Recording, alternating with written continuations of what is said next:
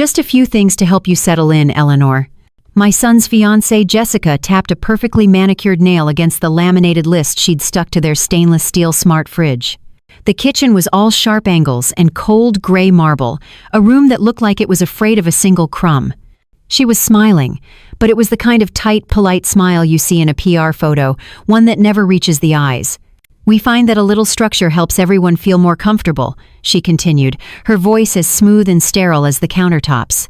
She was in her late 20s, wearing the kind of expensive athleisure wear that's meant for brunch, not a gym. My eyes scanned the list. No guests without prior approval. Basement lights off by 10 p.m. Then I saw the one she was pointing to. Number 4. Especially this one, she said, her smile tightening just a fraction. Kitchen access is for hydration and microwave use only. Our meal prep service handles all the cooking, so you don't have to worry about a thing. I just stared at the words, feeling the air leave my lungs. At 64 years old, I had raised a son, buried a husband, and run a home for 4 decades. And in that moment, in my own son's house, I was being told I wasn't allowed to cook. I was a guest. No, not even a guest. I was an inconvenience with a rule book. That laminated list wasn't an act of kindness. It was a declaration of war. And to understand how I ended up on the losing side, we need to go back just 1 week, to the day the lock on my own front door clicked shut for the very last time. That final click of the deadbolt was the loudest sound I'd ever heard. It wasn't a bang or a crash, it was a small metallic sigh, the sound of a period at the end of a 40-year sentence. The sheriff's deputy, a young man with a kind but weary face, didn't look at me. He just checked the new lock, gave the door a firm tug, and handed me a sterile-looking form. It was over. The house where I'd brought my son home from the hospital, the one with the pencil marks in the pantry doorway tracking his height from a wobbly toddler to a man who stooped to kiss my cheek, was no longer mine. It wasn't a fire that took my home. It was something quieter, more insidious.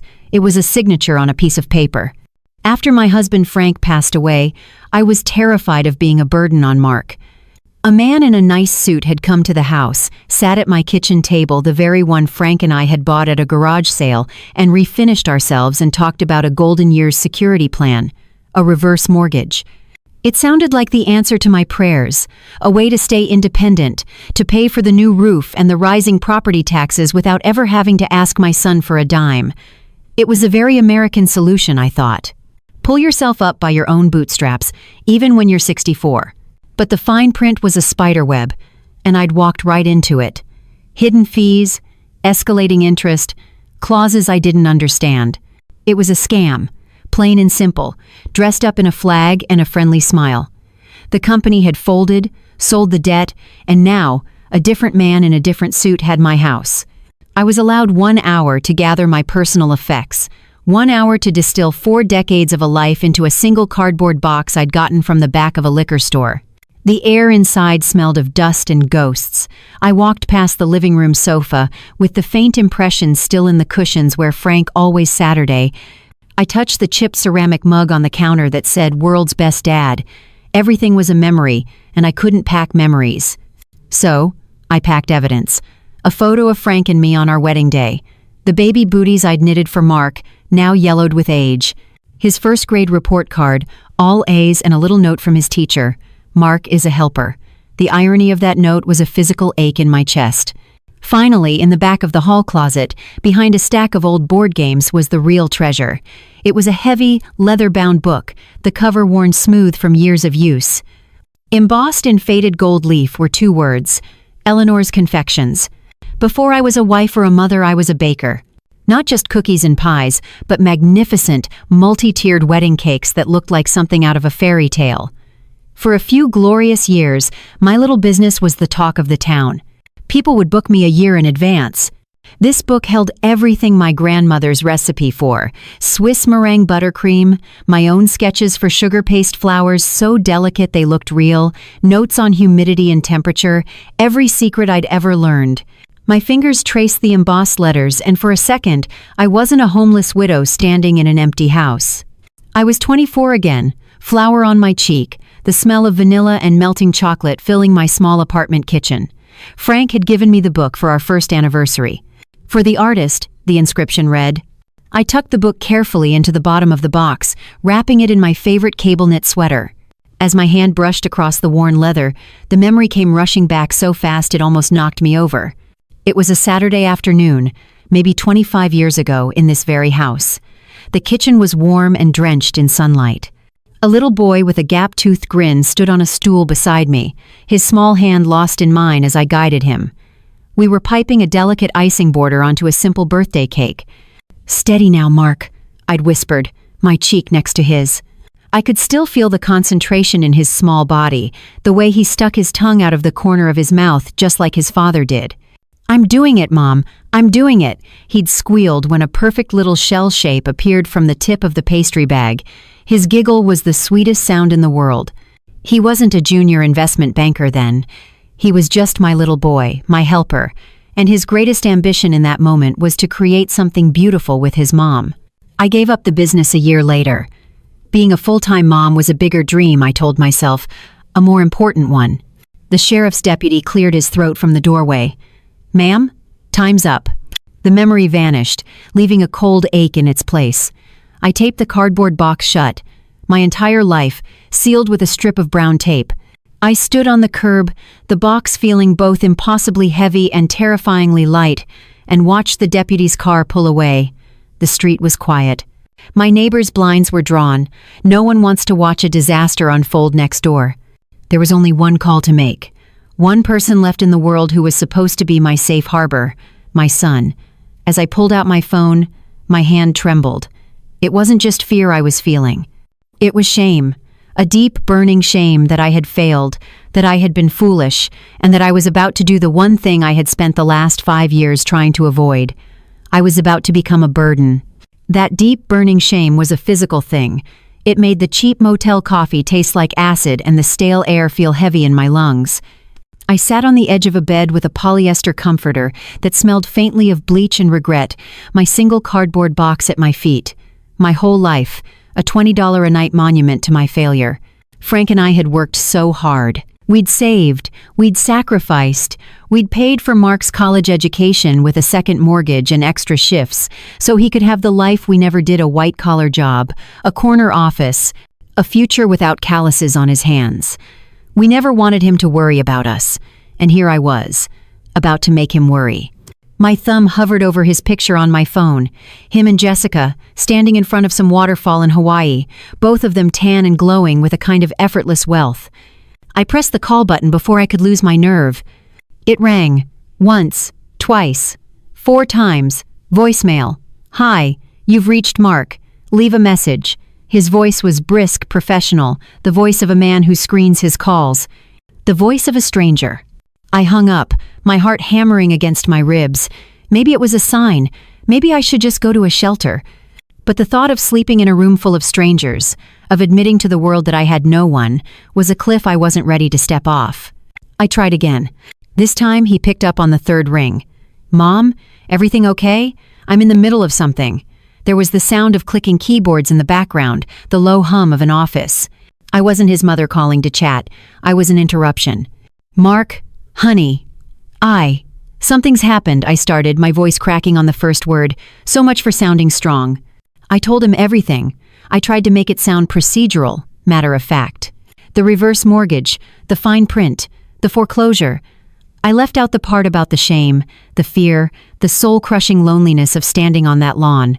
I just gave him the facts, the way a client might report a problem to their investment banker. The silence on the other end of the line was long and heavy. I could hear him breathing, a slow, measured sound that wasn't calming at all. It was the sound of him processing, calculating. "Wow, Mom, that's a lot," he finally said. The words hung there, sterile and useless. "So, you're not at the house?" "No, honey. I'm at a motel. The Crestwood Inn."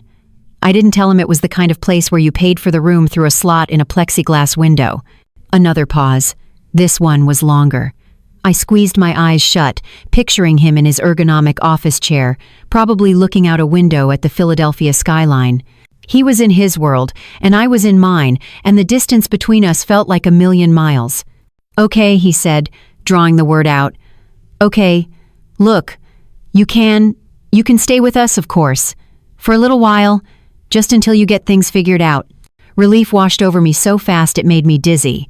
It was a physical sensation, like a muscle I'd been clenching for days had finally let go. Oh, Mark. Thank you, honey. I won't be any trouble, I promise. I just need a week or two to get on my feet. Right, he said, his voice suddenly distracted. Hey, listen, Mom, can you hold on for 1 second? He muffled the phone, but I could still hear his voice, softer now, talking to someone else. Jess? Yeah, it's my mom. There's a situation with the house. My blood ran cold. The relief vanished, replaced by a familiar, sinking feeling. I heard her voice, a faint, sharp murmur in the background. I couldn't make out the words, but the tone was all I needed to hear. It was the tone of an unexpected expense, a canceled vacation, a problem that had just landed on her pristine doorstep. He came back on the line. His voice had changed. The small bit of warmth that had been there was gone, replaced by a careful, managed neutrality. Mom, you still there? I'm here. Okay, so Jess and I were just talking. And yeah, it's fine. You can come stay. But we're really busy right now with the wedding planning and work is crazy for both of us. The house is kind of our sanctuary, you know? Sanctuary. The word felt like a slap. My home, the one where I'd nursed his fevers and hosted his teenage band practices in the garage, was gone. And his home was a sanctuary he needed to protect. From me. I understand, I said, my voice barely a whisper. I'll be as quiet as a mouse. Great, that's great, he said, the relief in his voice palpable. He wasn't relieved for me. He was relieved that the conversation was almost over. So just text me when you're on your way. We said our goodbyes, the hollow I love yous feeling like a formality we were both obligated to perform. I hung up the phone and sat in the silence of that dingy room. The invitation hadn't felt like a hug. It had felt like a transaction, a reluctant agreement to manage a difficult asset. He hadn't asked if I was scared. He hadn't asked if I was okay. He'd asked me to hold on while he ran it by Jessica. I looked at my box of memories, at the corner where my old recipe book was nestled. The image of little Mark, standing on that stool, his face alight with the joy of creating something with his mother, flashed in my mind. Where did that little boy go? When did my son, my helper, become a man who needed permission to offer his own mother a place to sleep? I didn't feel rescued. I felt like I had just traded one foreclosure for another. This time, it wasn't a house I was losing.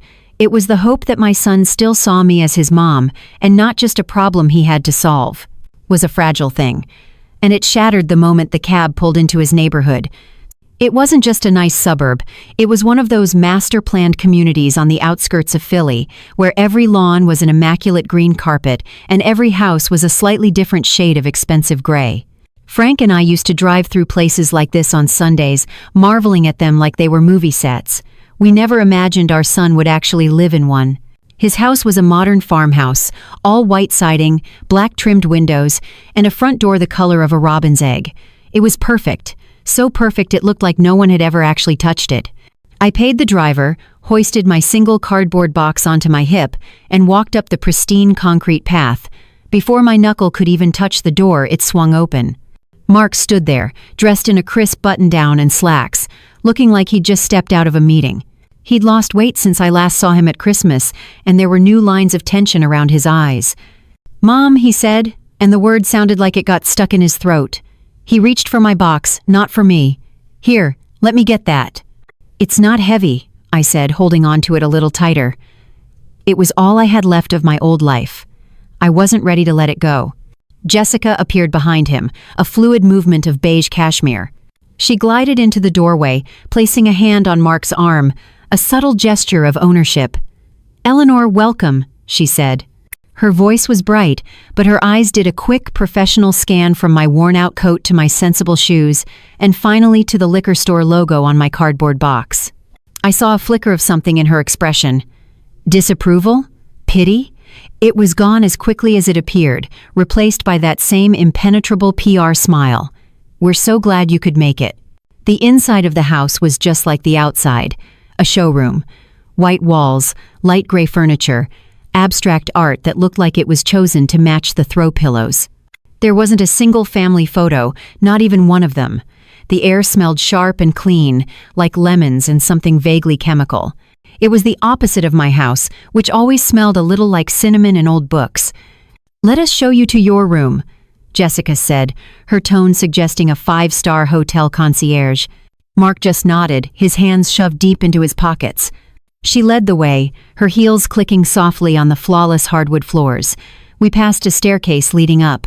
I saw a hallway with several closed-doors guest rooms, I assumed. But Jessica didn't turn toward the stairs. Instead, she led me past the kitchen and toward a door I thought must lead to a pantry or a garage. It led to another set of stairs, these ones carpeted and steep, leading down. Down, my heart sank with each step. The basement was finished, in the way that a hospital room is finished. The walls were a pale, lifeless gray. A single high window near the ceiling let in a sliver of afternoon light. In the center of the room was a sleek, modern sofa, the kind that looks like it would be wildly uncomfortable to actually sit on. There was a TV on the wall, and a small empty bookshelf. No rug, no lamp. No warmth. "Here we are," Jessica announced, gesturing around the stark space. "We thought you'd be more comfortable down here. A bit more privacy for you." Privacy. She said it like a gift, but it felt like a quarantine. Mark finally spoke, his voice echoing slightly in the empty room. "The sofa pulls out into a bed, Mom. It's actually pretty comfortable." He wouldn't look at me. He was staring at a spot on the wall just over my shoulder. "And the bathroom is just through that door there," Jessica added. "We've stocked it with some essentials for you." I put my box down on the cold floor. It was the only object in the room that had any history, any soul. My leather-bound recipe book was in there, a silent witness to this quiet, soul-crushing humiliation. "This is very nice," I lied. The words tasted like ash in my mouth. "Thank you both so much.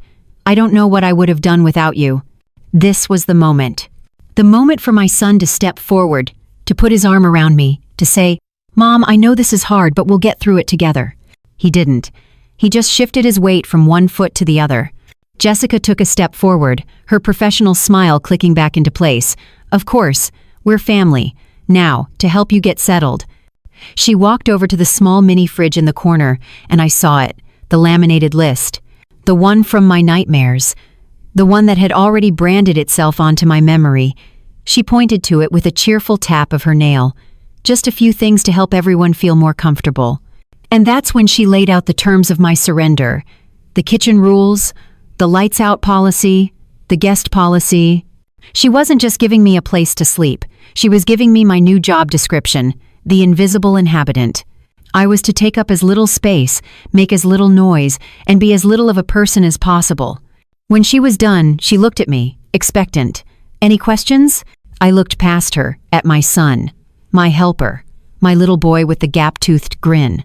He was standing near the stairs, halfway to the exit, looking anywhere but at me. He gave a small, almost imperceptible nod, a silent endorsement of every single soul-crushing rule. He wasn't my son in that moment. He was her partner.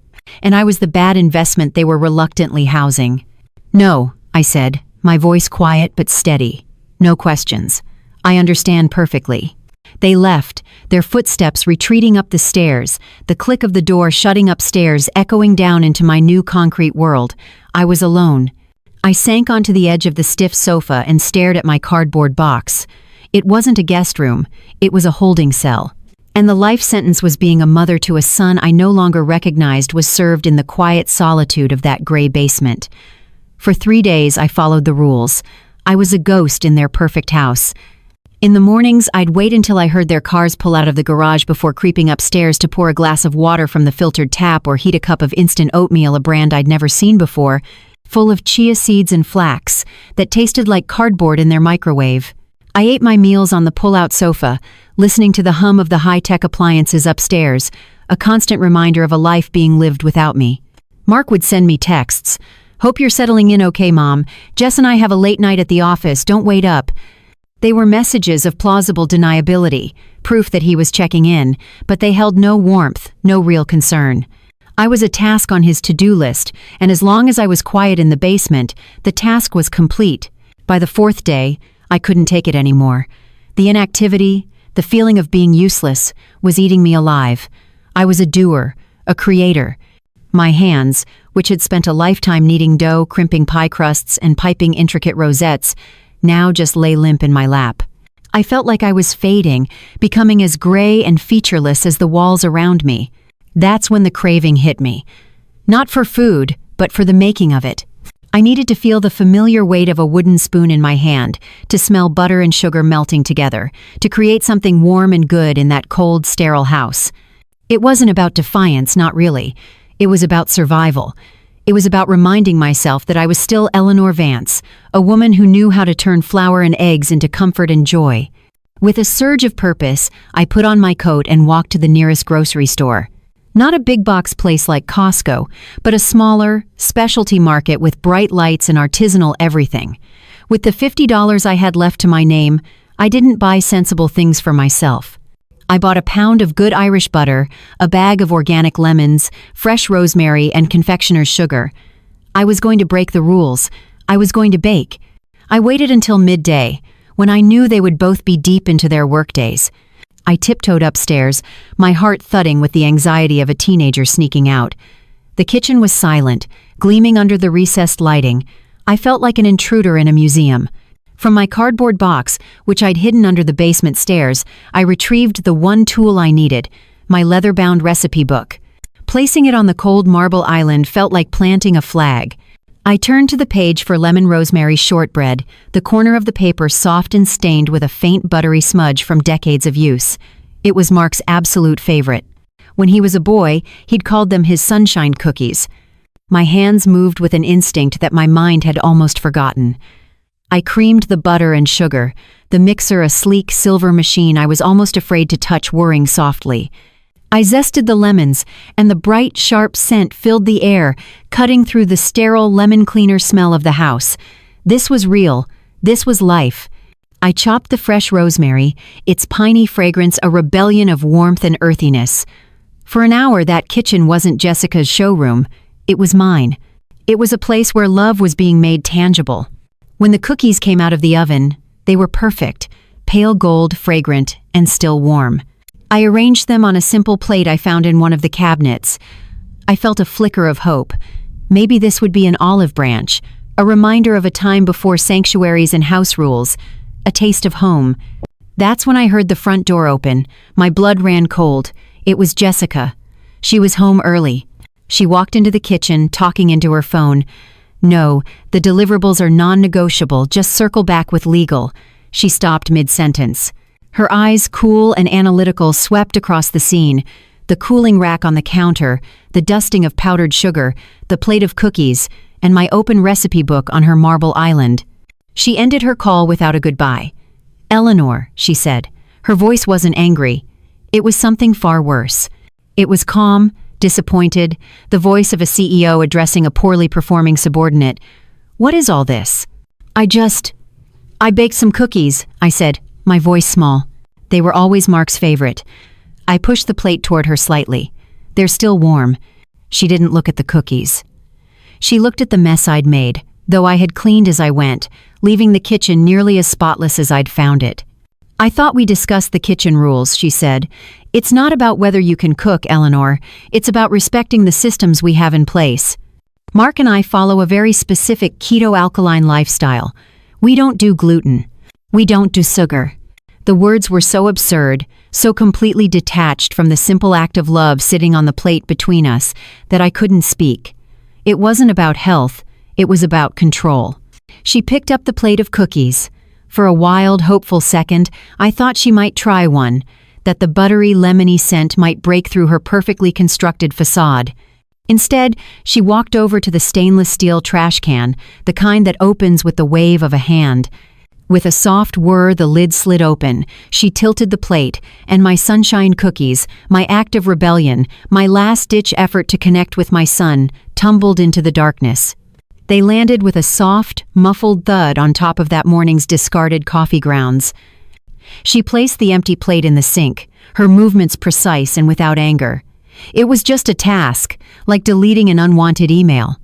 "I'll clean this up," she said, not looking at me. "Please, just stick to the rules from now on. It's better for everyone." I stood there, frozen, staring at the closed lid of the trash can. I didn't cry. I didn't yell. The warmth I'd felt while baking was gone, replaced by a cold, sharp clarity. It wasn't my baking she had rejected. It wasn't my cookies. It was me. My history, my love, my very essence had been weighed, measured, and discarded as trash. And in the silence of that perfect kitchen, I knew my stay here was over. I wasn't just in a holding cell anymore. I was on death row. And my last meal had just been thrown in the trash. Retreating down the stairs to the basement felt less like a walk and more like a descent, each step taking me deeper into the cold and the quiet. I didn't turn on the main overhead lights. Their harsh glare felt like an accusation. I just sat on the edge of the pull-out sofa in the gloom, the sliver of gray light from the high window doing little to pierce the darkness. The house above me was silent again. Jessica was probably wiping down her marble island with an antibacterial cloth, erasing the last trace of my offense, of me. I wrapped my arms around myself, but there was no warmth to be found. I was a 64-year-old woman in a basement, with a $50 bill and a cardboard box to my name. It was the kind of desperate, lonely place where bad decisions are made, where hope goes to die. I looked at the box, shoved unceremoniously against the wall. It wasn't a treasure chest. It was a coffin for a life that was over. But in that moment of absolute despair, I needed something real to hold on to, something that remembered who I was before I became. This invisible inhabitant, this problem to be managed. My knees cracked as I knelt on the cold concrete floor. The sound of the packing tape ripping open was a violent tear in the silence. I pushed aside the baby booties and the old photographs until my fingers found it. The familiar worn leather of my recipe book, Eleanor's Confections. I carried it back to the sofa like a sacred text.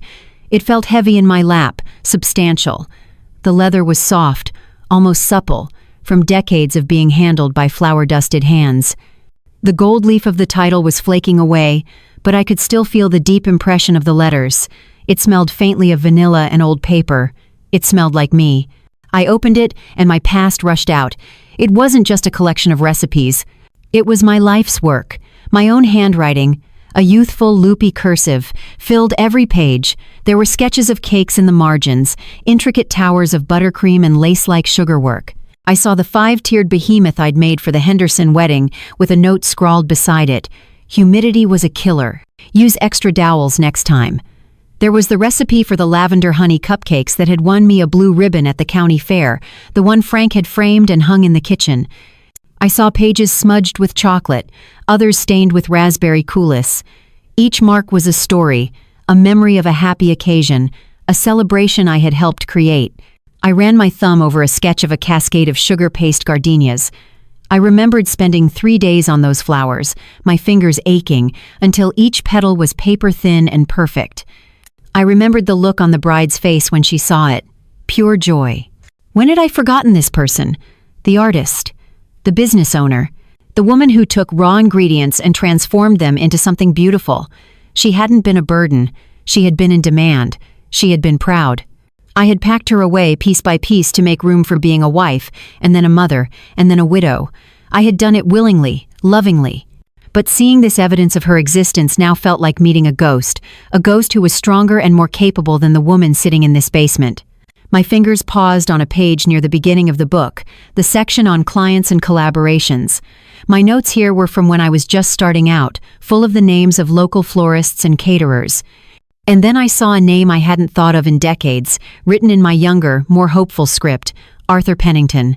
He wasn't a client. He was a dreamer like me, a handsome young man with kind eyes who worked for a stuffy, old-money catering company.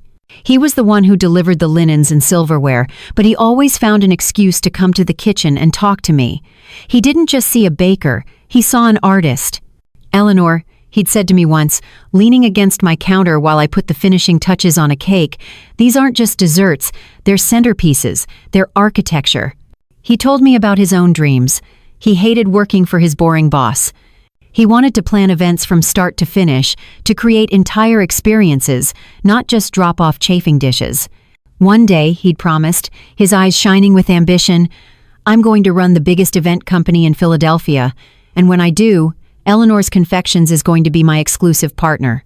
We'll be a team."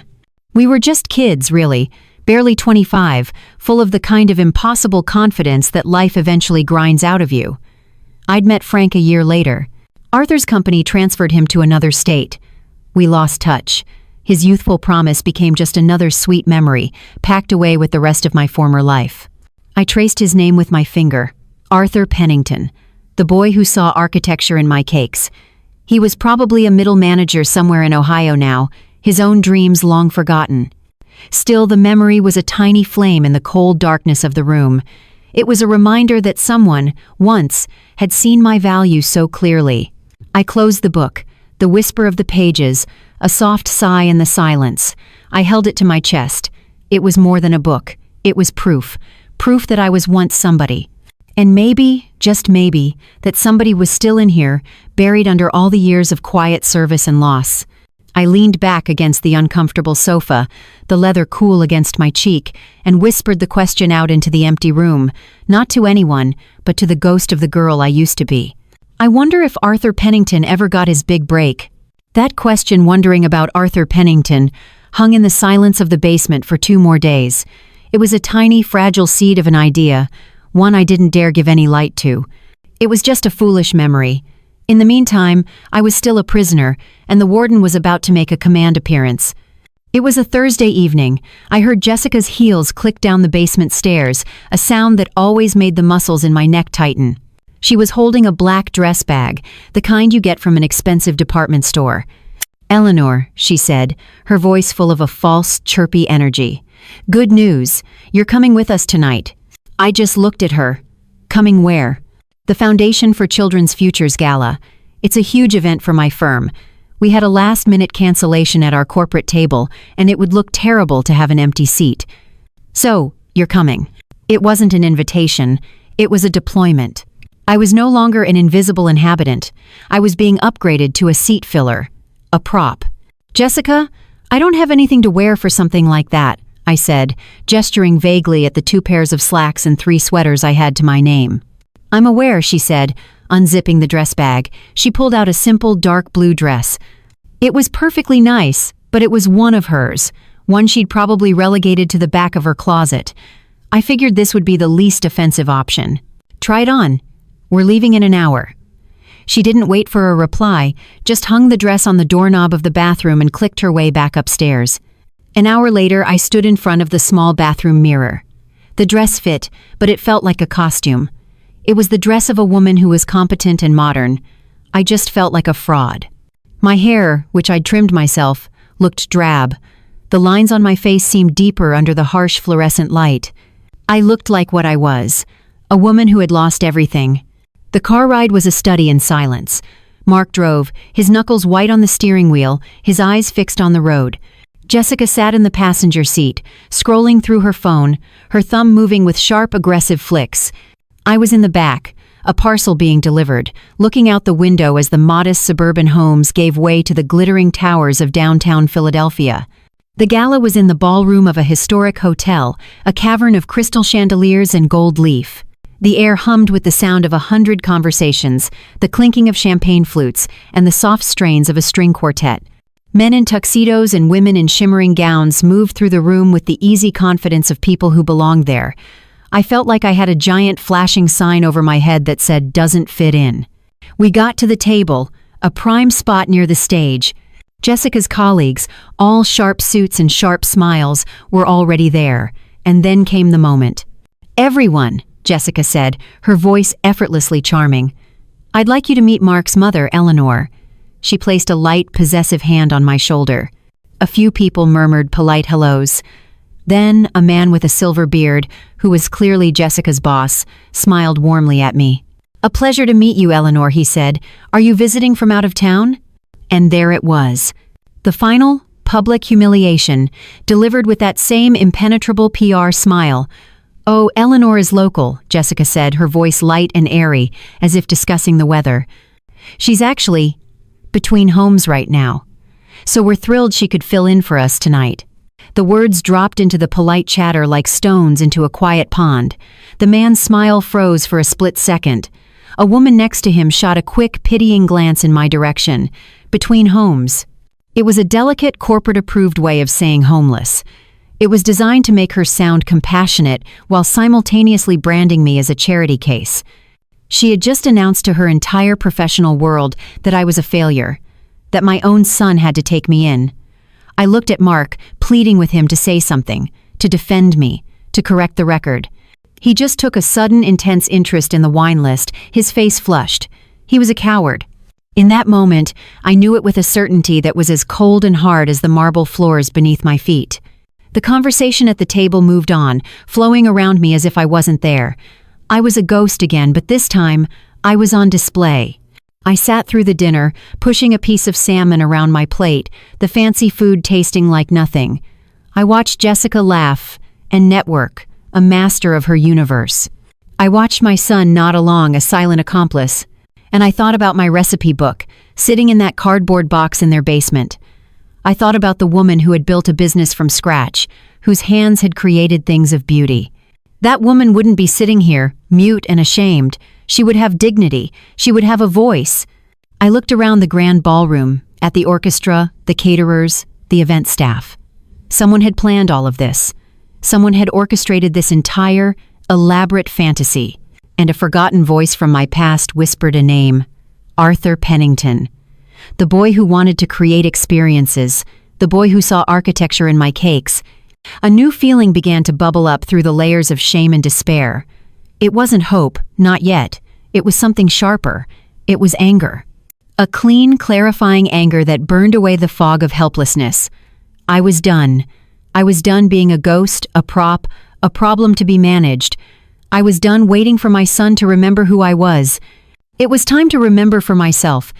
I didn't know if Arthur Pennington had gotten his big break, but I knew, with every fiber of my being, that I had to find out. My life depended on it. That single, clarifying thought was the first thing in my mind when I woke up the next morning on the pull-out sofa. The anger from the night before hadn't faded. It had cooled and hardened into something else. Resolve. I was no longer a victim waiting to be rescued. I was a person with a plan, even if that plan was a desperate 40-year-old long shot. I didn't make a sound. I folded the thin blanket and pushed the sofa back into its couch form. I gathered my few belongings, the 3 sweaters, the 2 pairs of slacks, my toothbrush, and packed them neatly into the shopping bag I'd gotten from the grocery store. My life no longer even filled a cardboard box. Finally, I took out my leather recipe book. It was too heavy to carry around, but I couldn't leave it. Not here. I gently tucked it back into the bottom of the empty box and pushed it deep under the basement stairs, a time capsule waiting for a future that might never come. On a piece of paper torn from a notepad I found in a drawer, I wrote a note to my son. It took me a long time to get the words right. I didn't want anger or guilt. I just wanted the truth. Mark, thank you for letting me stay here. I found another place to go. I'll be in touch when I'm settled. Please take care of my box. Love, Mom. I left the note on the gray kitchen island, a small white flag of surrender that was actually a declaration of independence. Then, without a backward glance, I slipped out the front door into the chilly morning air and started walking. I didn't know exactly where I was going, but I knew what I was looking for: a library. The local public library was a low brick building, a relic from the 70s, nestled between a bank and a real estate office. It was a humble, welcoming place. The moment I stepped inside, the familiar smell of old paper and bookbinding glue wrapped around me like a warm hug. The air was full of a respectful quiet, the soft rustle of turning pages, and the gentle click-clack of keyboards. For the first time in weeks, I didn't feel like an intruder. Here, everyone was welcome. No rules on the fridge. I found an empty computer terminal in a carrel near the back. The chair was worn, the keyboard's letters faded from years of use. I sat down and took a deep breath. My hands were trembling slightly. I hadn't used a computer for much more than email in years, and this felt like piloting a spaceship. But the memory of Jessica's smug pronouncement between homes was all the fuel I needed. I opened the internet browser, and the search bar blinked at me. A blank, expectant cursor. My fingers hovered over the keyboard. This was it, the moment of truth. Was I a pathetic old woman chasing a ghost, or was there actually something left to find? I typed the name. RTHURPENNINGTON. I added Philadelphia to narrow it down. My heart was a frantic drum against my ribs. I closed my eyes and clicked the search button. The results loaded instantly. My breath caught in my throat. It wasn't a social media profile for a retiree in Ohio. The first result was a website, sleek and impossibly elegant. The logo was a simple, stylized P. The name underneath made my head spin. Pennington Premier Events. My eyes scanned the headline. The visionary behind Philadelphia's most unforgettable moments. I clicked on it. There he was. A photo of Arthur, standing in a grand ballroom that made the one from last night's gala look like a high school gym. He was older, of course. His dark hair was now a distinguished silver at the temples, and his face had the handsome, confident lines of a man who had built an empire. But the eyes, they were exactly the same. Kind, intelligent, and sparkling with that same ambition I remembered from 40 years ago. He hadn't just gotten his big break. He was the big break. I scrolled down, my hand shaking so badly I could barely control the mouse. There were links to articles in Forbes and Town and Country, mentions of celebrity weddings, political fundraisers, museum galas. He had done it. The dreamer who used to lean on my bakery counter had built the kingdom he'd talked about. A wave of dizziness and shame washed over me. What in God's name was I thinking? This man wasn't just successful, he was on another planet. A woman who had just walked away from a basement with her life in a shopping bag had no business contacting a man like this. It was pathetic. I was pathetic. My hand moved to close the browser, to walk out of the library and find the nearest women's shelter. But then, I looked at his face again, the kindness in his eyes, and I heard Jessica's voice in my head, dripping with condescending pity, between homes. The anger returned, clean and sharp. No, I was not pathetic. I was a survivor. And the woman who created the cakes in that leather-bound book was a professional, an artist. She had been his peer once. I found the Contact Us page on his website. There was a general inquiry form, but I saw a direct email address for A. Pennington, his personal email. My heart leaped into my throat. Taking another shaky breath, I clicked Compose. The cursor blinked on the blank screen. What do you say to the ghost of a dream after 40 years? I kept it simple. I kept it honest. Subject: a voice from the past, Eleanor's Confections. Dear Arthur, you may not remember me, but my name is Eleanor Vance. I was Eleanor Albright back then. We knew each other a long time ago in Philadelphia. I was a baker. I owned a small business called Eleanor's Confections. You used to deliver linens to the venues where I'd set up my wedding cakes. I find myself in a difficult situation and am trying to get back on my feet. I was looking you up online and saw your incredible success. Congratulations. You always said you would do it, and you did. This is a long shot, I know. But I was wondering if you ever have a need for artisanal baked goods, or if you knew anyone who did. I still have my old recipe book. All the best, Eleanor Vance. I read it over 10 times. It wasn't begging. It was a professional inquiry. It gave him an easy out. He could ignore it, and I would never know. I held my breath, closed my eyes, and clicked Send. The email vanished from the screen. It was gone, sent out into the vast digital ocean.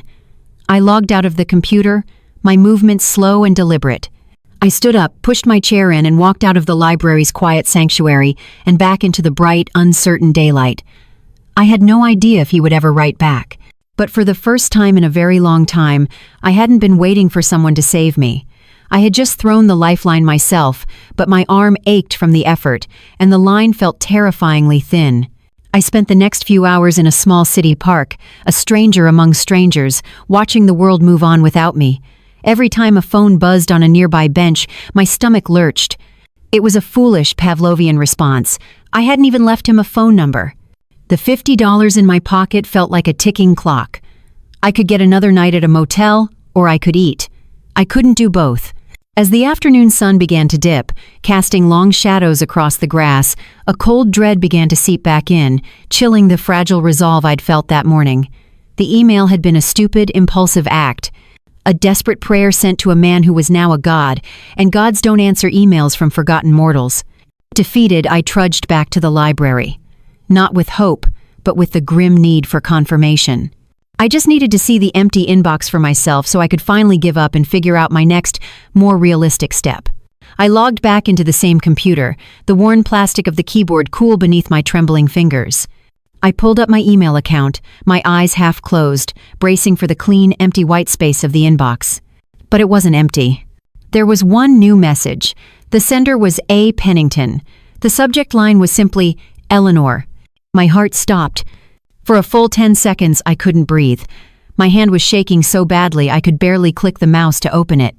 The message was short, direct, and it had been sent just 15 minutes after I'd written to him. Eleanor, of course I remember you. I was hoping I'd hear from you again someday, though I'm sorry it's under these circumstances. Your talent was legendary. Don't ever think otherwise. Meet me. The Rittenhouse Cafe on Walnut Street. 1 hour. My treat. Arthur. I read it 3 times. The words shimmered through the tears that were suddenly blurring my vision. Your talent was legendary. He remembered. He didn't see a charity case. He saw the artist I used to be. The Rittenhouse Cafe was one of those places that was elegant without being stuffy, with dark wood, soft lighting, and the rich, comforting smell of roasted coffee and almond pastries. I felt shabby and out of place in my worn coat, my life still contained in a grocery bag at my feet. I almost turned around and left, but through the window, I saw him. He was sitting at a small table in the corner, and he was watching the door. He stood up the moment I walked in. It was a simple gesture, but it was one of respect. He wasn't the boy I remembered, but the man he'd become was instantly recognizable. The silver at his temples gave him an air of distinction, and he wore a beautifully tailored charcoal blazer over a simple black sweater. He looked like he owned the place, but his smile was the same warm, genuine curve I remembered from 40 years ago. Eleanor, he said, his voice deeper now, but just as kind. He didn't offer a hug or a handshake, just pulled out my chair for me, his movements fluid and confident. You came. You wrote back, I said, the words coming out in a breathy rush as I sank into the chair. I've been waiting 40 years for that email, he said, and though his tone was light, his eyes were serious.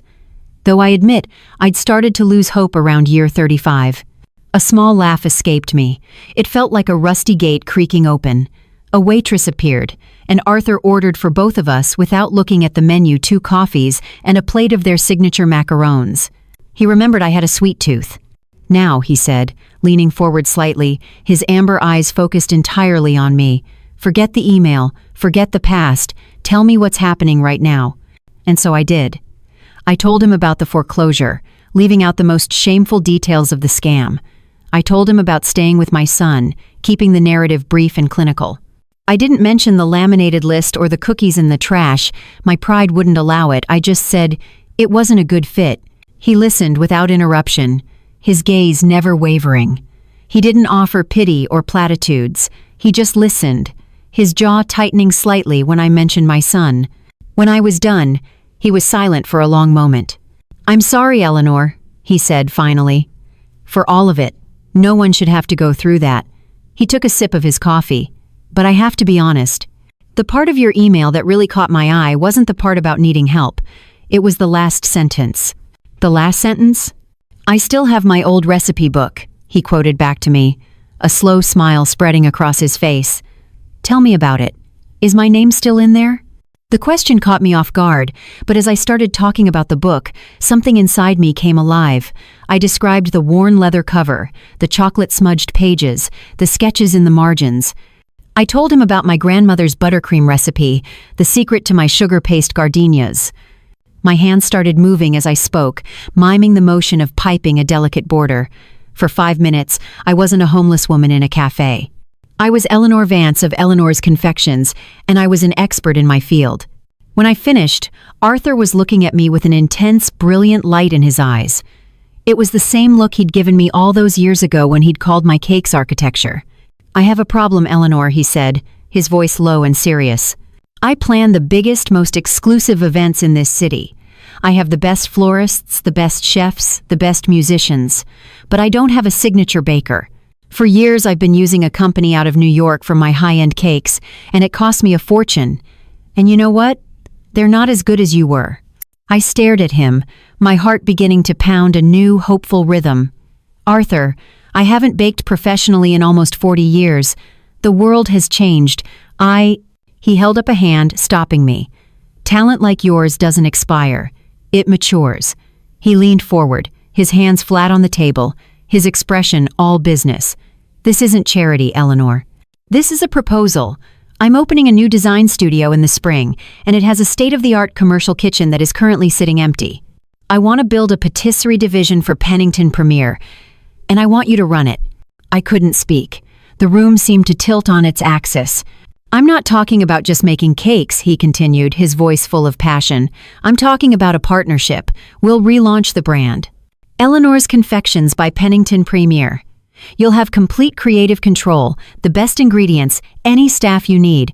All you have to do is what you were born to do: create." He paused, his gaze locking with mine. "Come work with me, Eleanor. Not for me. With me." The words hit me with the force of a physical blow. With me. He wasn't offering me a lifeline, he was offering me a legacy.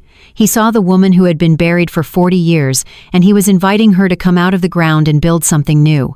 Tears I didn't even know were there began to stream down my face. "Arthur," I whispered, my voice choked with an emotion too big to name. "You have no idea what you're saying." "Oh, I think I do," he said softly. "I'm saying I've had a job opening for 40 years, and I'm hoping the right candidate has finally decided to apply." His words hung in the warm, coffee-scented air of the cafe. It wasn't a question, but a statement of fact, a door he had been holding open for 40 years, waiting for me to walk through. And in that moment, the timid, beaten-down woman who had walked into that cafe an hour ago vanished. In her place sat Eleanor Vance, the baker, the artist, the professional. The ghost I'd met in the basement wasn't a ghost at all. She was just waiting for a reason to come home. I took a slow, deliberate sip of my coffee, the warmth spreading through my chest. I placed the cup down in its saucer. The small, definitive clink was the only sound. I met his gaze, and for the first time in what felt like a lifetime, I didn't feel small. "Can I see the kitchen?" I asked. Arthur's smile was like the sun coming out from behind the clouds. The next 2 months were a blur of motion and purpose. Arthur wasn't just a dreamer anymore. He was a force of nature. He didn't give me a room in his house. He put me up in a lovely extended stay hotel suite with its own kitchen, a place where I could breathe and think. "An artist needs a studio," he'd said. The first order of business, however, was a rescue mission. I had to call Mark to retrieve my box. The phone call was stiff and awkward. "Mom, where are you?" "Are you okay?" he asked, a hint of panicked guilt in his voice. "I'm fine, Mark. I just need to get my box from the basement. I can come by tomorrow around noon," I said, my tone polite but firm. Is everything okay? Do you need money?" "No," I said, and the word felt powerful, true. "I just need my book." The next day, Mark met me at the door. He looked lost, confused by my sudden competence. He carried the cardboard box up from the basement, his expression a mixture of relief and suspicion. He thought I was moving into a shelter, taking the last of my pathetic belongings with me. He had no idea I was on my way to an inauguration. I thanked him, didn't offer any explanations, and left him standing in the doorway of his cold, perfect house. In the car, I tore the tape off the box and lifted out my leather-bound recipe book. It wasn't just an object anymore. It was my partner, my history, and my future, all bound together. It was the only thing of value I'd taken from that house, and the only thing I truly needed from my old life. Arthur's new design studio was in a renovated brick warehouse in the old city, with huge windows and exposed beams. And the kitchen, it wasn't a kitchen, it was a cathedral. A gleaming expanse of stainless steel and white subway tile. There were marble slabs for working with chocolate and pastry, ovens so precise you could set them to the exact degree. A walk-in refrigerator bigger than my first apartment. It was a baker's fantasy, a world away from Jessica's sterile showroom and the single microwave in the basement. Arthur walked me through it, then placed a set of keys in my palm. "Welcome home, Eleanor," he said. And it was like my hands remembered everything. The first few days I was clumsy, nervous, but then the muscle memory kicked in. The familiar weight of a sack of flour, the precise fold of a pâte feuilletée, the scent of high-quality Madagascar vanilla, it all came rushing back. I wasn't just baking, I was creating. I spread my old recipe book out on the main steel table, its worn pages a splash of warmth and history in the brand new space, and I got to work. The first cake I made was for a small, intimate wedding. A simple, 3-tiered lemon and elderflower confection with a cascade of handmade sugar sweet peas. When I delivered it, the bride cried. They weren't sad tears. They were the tears of someone seeing a dream made real. Word spread the way only good news can in a city like Philadelphia.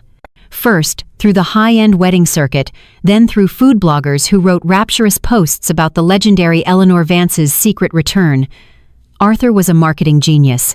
He framed it as a story of a master artist coming out of retirement for one final brilliant act. I hired a young, talented pastry chef named Maria as my assistant. She had a culinary degree and a piercing in her nose, but she looked at my old book with the reverence of a scholar. I wasn't just her boss. I was her mentor. I was passing something on. I felt my world, which had shrunk to the size of a basement room, expand with every cake we sent out the door. I was no longer Eleanor, the burden. I was Eleanor Vance of Eleanor's Confections, a name whispered with a kind of delicious awe. I was myself again. In fact, I was more myself than I had been in 40 years. One Tuesday afternoon, while I was sketching a new design for a 7-tiered monster of a cake for the mayor's anniversary party, my phone buzzed. I was expecting a call from my sugar supplier, but I glanced at the screen and saw my son's name. A flicker of the old anxiety went through me, but it was faint now, like a distant echo. I let it go to voicemail. I was busy. A few minutes later, the voicemail notification popped up. I put the phone on speaker as I continued to draw, my mind on the structural integrity of the 4th tier. Mark's voice filled the kitchen, hesitant and utterly baffled. "Hey, Mom. Weird question. I'm just leaving the office, Jessica's boss. He was at the Henderson wedding last weekend, and he spent all morning raving about this. Unbelievable cake. Said it was the best thing he's ever eaten." There was a pause. I could hear the sound of traffic in the background of his call. Anyway, the funny thing is, he said it was made by a woman named Eleanor Vance. Another pause. I put my pencil down. Funny, right? From Eleanor's Confections. Guess there's someone else with your name out there. He gave a short, uncertain laugh. Anyway, just thought it was a weird coincidence. Call me back when you get a chance. I stood there in the magnificent kitchen, surrounded by the sweet smell of my own success. I looked at the beautiful design taking shape under my hand, at my name, my brand written at the top of the page. It wasn't a coincidence. It was a reckoning, and it was just getting started. It wasn't a coincidence. The first tremors of that reckoning began 2 weeks later at the Philadelphia Event Industry Showcase. It was the premier networking event of the year, a glittering affair held in the main atrium of the city's art museum, where the biggest players in the game came to see and be seen. Arthur had insisted that this would be the official public launch of Eleanor's Confections by Pennington Premier. Our contribution was the centerpiece of the entire event, a showstopper cake designed to make an unforgettable statement. It wasn't a wedding cake, it was a sculpture. A 4-foot-tall fantasy of spun sugar, chocolate filigree, and cascading sugar orchids so realistic you could almost smell their fragrance. It sat on a raised platform in the center of the atrium, veiled under a swath of midnight blue velvet, a secret waiting to be revealed. I stood off to the side, my hands clasped in front of me, a bundle of nerves and exhilaration. I was wearing a simple but elegant deep green dress Arthur had helped me pick out. For the first time, I felt like I belonged in a room like this, not as a seat filler, but as an artist. That's when I saw them, Mark and Jessica. They swept into the atrium like they owned it. Jessica was in her element, dressed in a sharp white pantsuit, a glass of champagne already in hand. She navigated the crowd with the precision of a shark, greeting people with air kisses and dazzling smiles. Mark trailed in her wake, looking handsome but slightly lost, a well-dressed accessory to her ambition. I watched as she cornered her boss, the silver-haired man from the gala, and gestured across the room toward Arthur Pennington. I couldn't hear her words, but I could read the confident set of her shoulders, the way she was selling him, selling herself. She was on the hunt, and Arthur was the prize. Landing the Pennington account would be a major coup, the final stepping stone to the promotion she craved. The lights in the atrium dimmed slightly, and a hush fell over the crowd. Arthur stepped up to a small podium beside the veiled centerpiece. He was a natural commander of attention, his presence calm and authoritative. "Good evening, everyone," he began, his voice warm and resonant. "For those of you who don't know me, my name is Arthur Pennington. For 25 years, Pennington Premier has strived to bring an unparalleled level of artistry and excellence to this city. Tonight, we are embarking on our next chapter. I saw Jessica lean in and whisper something to her boss, a smug little smile playing on her lips. She thought this was for her. She thought she was about to witness the announcement of a partnership with her firm.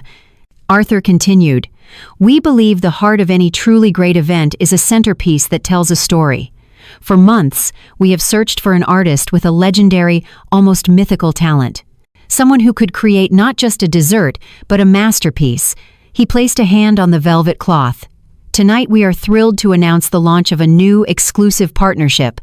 A rebirth of a brand that many of you may remember. Eleanor's Confections." A murmur went through the crowd. I saw some of the older event planners exchange excited, disbelieving glances. On the other side of the room, I saw Jessica's smile falter. Her head tilted slightly, a flicker of confusion in her eyes.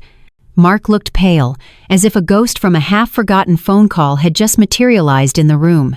"And now," Arthur said, his eyes finding mine across the crowd, "it is my profound honor to introduce you to the artist herself. The heart and soul of this new venture, the woman whose talent will once again define what's possible, Miss Eleanor Vance." Arthur pulled the cord, and the velvet cloth fell away. A collective gasp rippled through the atrium as the cake was revealed, glittering under the spotlights. And as the crowd broke into applause, Arthur beckoned me forward. Walking toward that stage felt like floating. The applause was a warm physical wave. I shook Arthur's hand, and we stood together beside my creation. And then, I let my eyes sweep across the room and find them. Jessica was frozen, her champagne flute held halfway to her lips. The color had drained from her face, leaving behind a chalky, horrified mask. Her professional smile had vanished, replaced by a slack-jawed disbelief. Mark looked like he'd been punched in the stomach. He was staring at me, his eyes wide with a dawning, sickening understanding. But the most important reaction came from Jessica's boss. He wasn't looking at me or the cake, he was staring at Jessica. I watched as the memory clicked into place behind his eyes. The gala. The condescending introduction. The pitying glances. "She's between homes right now." I saw the friendly warmth in his face curdle into a look of cold, professional disgust. He understood the cruelty he had been made a party to. He took a small step away from her, a subtle but unmistakable severing of their alliance. He leaned in and said something to her, his voice too low for me to hear. But I didn't need to hear the words. I saw them land. I saw the last bit of color drain from her face. I saw her shoulders, once so confident, begin to slump. It wasn't a public firing. It was something quieter, more brutal. It was the silent, professional execution of her career. Her lack of character had just become a business liability. The crowd began to move forward, a wave of people wanting a closer look at the cake, wanting to shake my hand, to congratulate Arthur. And in the middle of it all, Jessica and Mark stood completely still, the crowd parting around them as if they were rocks in a river. They were invisible. The ultimate humiliation for a woman who lived her life in the spotlight. Her world, her connections, her carefully constructed image, it had all just unraveled in a single spectacular moment, and she had no one to blame but herself. And standing beside her, looking pale and hollowed out under the grand museum lights, Mark looked like a man who was just realizing he'd made the exact same mistake. They left shortly after that, not with a grand exit, but with a quiet, defeated slink through a side door. I didn't watch them go. I was too busy talking to the food editor of Philadelphia Magazine, shaking hands, and accepting congratulations from people who saw my value without needing a laminated list of rules to understand it. The next few days were a whirlwind. Contracts were signed, orders flooded in, and the story of my comeback became a minor local sensation. I was working 12-hour days, fueled by coffee and a sense of purpose so profound it felt like I was breathing for the first time in years. I didn't have time to think about Mark or Jessica. The wound they'd left was still there, but it was starting to scar over, covered by layers of buttercream, ganache, and newfound self-respect. He called on a Saturday morning. I was at the studio, covered in a fine dusting of powdered sugar, putting the finishing touches on a croquembouche tower. I saw his name on the screen and my first instinct was to ignore it. But something in me had softened. The sharp, clarifying anger had given way to a quiet, weary sadness. I answered. "Mom?" His voice was quiet, stripped of the brisk, professional tone he always used. It sounded young. I'm here, Mark. A long pause. I could hear his breathing on the other end. Could we talk? Please, not on the phone. I can meet you wherever you want. We met at a small, unassuming park halfway between my hotel and his neighborhood. It was neutral ground. I sat on a wooden bench, the autumn air crisp and smelling of damp leaves. I was a few minutes early, and I watched the families pushing strollers and the old men playing chess. It was a world away from the high-stakes pressure of his life and the intense focus of mine. It was just life. He arrived looking like a stranger. He wasn't wearing one of his tailored suits or expensive weekend wear, just a simple pair of jeans and a gray hoodie. He looked like he hadn't slept, with dark circles under his eyes. He didn't sit down right away, just stood in front of the bench, his hands shoved deep into his pockets. "Thank you for coming," he said, his eyes fixed on a crack in the pavement. I just nodded, waiting. This was his meeting. He finally sat down, leaving a careful foot of space between us. He stared at his hands for a long time, turning them over and over as if he'd never seen them before. "I haven't been home much this week," he began, his voice raspy. "Jessica and we're not really talking. The promotion she wanted, it's gone. Her boss won't even look at her. She blames me. She blames you. She blames everyone but herself." He shook his head, a small, bitter motion. "But that's not why I'm here." He finally looked at me. His eyes were red-rimmed and full of a shame so deep it was painful to see. "That night at the museum," he said, his voice cracking, "I saw you up there. You were glowing. You looked happy and strong. And I looked at myself, standing next to her in that crowd, and I didn't recognize the person I'd become." I remained silent, letting him find the words. "I was a coward, Mom." The word came out like he was pulling a splinter from his soul. I knew it was wrong. All of it. The basement. That stupid list on the fridge. I knew it was cruel. And when she threw out your cookies. He choked on the memory, squeezing his eyes shut. I can still see it. And I stood there. I didn't say a word. Because I was afraid. Afraid of her. Afraid of losing this perfect life we were building. This house and the cars and the image. He opened his eyes, and they were wet with unshed tears. My sanctuary was a prison, and I was too weak to see it. I let her devalue you, my own mother, because I had forgotten how to value anything real myself. I am so sorry. The apology landed in the quiet space between us. It was raw, unvarnished, and free of excuses. He wasn't asking for anything. He was just confessing. I thought of the little boy with the gap-toothed grin, my helper, the one who took such pride in piping a perfect icing shell. Where had he gone? He was still in there, buried under years of fear and bad choices. I reached over and gently placed my hand on his. His skin was cold. "I hear you, Mark," I said, my voice soft but clear. "And I believe you." A tear finally escaped and rolled down his cheek. He didn't wipe it away. Can you forgive me?" he whispered. I took a deep breath, the cool autumn air filling my lungs. What you and Jessica did hurt me more than losing the house. The house was just wood and nails. You two broke something much older, much more important than that. I squeezed his hand gently, then pulled mine away, reclaiming my space. "I love you, Mark. A mother's love doesn't just have an off switch. But these last few months have taught me that I have to love myself too. And the woman I am now. She can't ever go back to that basement. She can't let herself be made to feel that small again, not by anyone." I looked at him, mother to son, but also woman to man. "Your apology is the first step, but forgiveness isn't a word, Mark. It's something you earn. You need to figure out who you want to be. You need to build a life based on what you truly value, not what something costs, but what it's worth. And that's a journey you have to take on your own." I stood up from the bench. The conversation was over.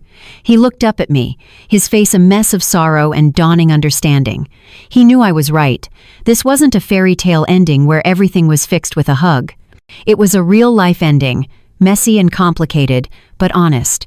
It was the beginning of his atonement and the confirmation of my independence.